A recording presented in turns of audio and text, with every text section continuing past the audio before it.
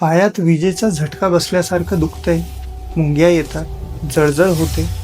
मग नेमकं कारण काय असू शकतं? हे साधं दुखणं आहे की दाबलेली नसांची लक्षणं? कारण प्रत्येक वेदना सारखी नसते आणि साध्या दुखण्यापेक्षा नर्व्ह पेन पूर्णपणे वेगळा असतो.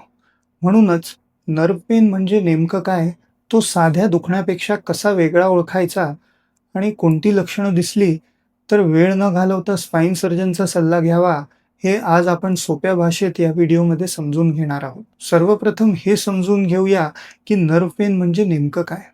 आपल्या शरीरात नसांचं एक जाळं असतं, जे मेंदूपासून शरीराच्या प्रत्येक भागापर्यंत संदेश पोहोचवत असतं. या नसांवर जेव्हा दाब येतो किंवा त्यांना काही इजा होते, तेव्हा त्या चुकीचे किंवा जास्त प्रमाणात वेदनाचे संदेश मेंदूपर्यंत पाठवू लागतात. म्हणूनच नर्व्ह पेन हे साधे दुखण्यापेक्षा वेगळा असतो आणि म्हणूनच त्याची लक्षणंही वेगळी असतात. ती लक्षणं नेमकी कोणती, ते आता आपण समजून घेऊयात.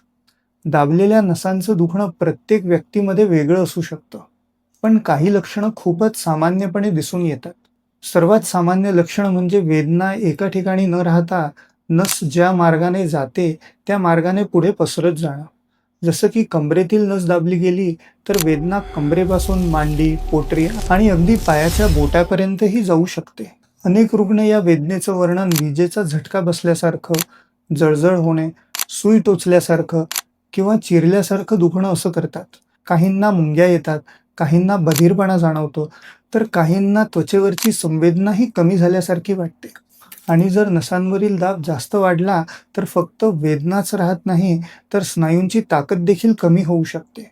म्हणूनच नर्व्ह पेन हा फक्त दुखण्याचा प्रकार नसून नस नीट काम करत नसल्याचा शरीराने दिलेला एक महत्त्वाचा इशारा असू शकतो. आता एक गोष्ट लक्षात घ्या, नर्व्ह पेन हा स्वतःमध्ये एक आजार नाही, तर नसांवर काहीतरी परिणाम होत असल्याचं एक लक्षण आहे. म्हणूनच नर्व्ह पेन मागचं नेमकं कारण शोधणं खूप महत्त्वाचं असतं. काही वेळा स्लिप डिस्क, कॅनाल स्टिनोसिस किंवा मणक्यांचा इतर आजारामुळे नसांवर दाब येतो. म्हणून प्रत्येक नर्व्ह पेन मागचं कारण सारखं असेल असं नाही. योग्य उपचारासाठी सर्वात आधी खरं कारण शोधणं महत्त्वाचं असतं. मात्र प्रत्येक नर्व्ह पेन सारखाच नसतो. काही लक्षणं अशी असतात जी अजिबात दुर्लक्ष करता कामा नये. जसं की पायातील ताकद कमी होणे, चालताना पाय वारंवार लटपटणं किंवा पाऊल उचलता न येणं.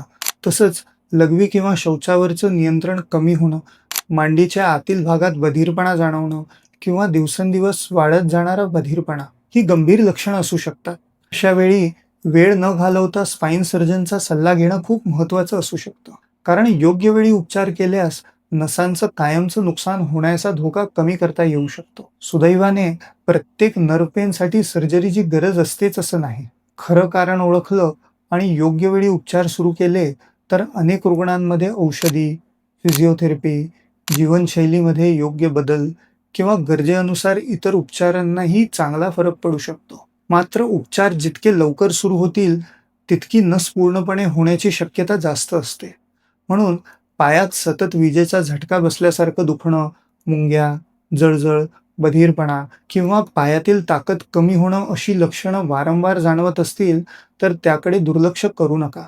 योग्य निदान आणि योग्य उपचार हेच नर्व्ह पेनमधून लवकर बरे होण्याचं सर्वात मोठं रहस्य आहे. माहिती आवडली असेल तर व्हिडिओला लाईक करा आणि व्हिडिओ शेअर करायला विसरू नका.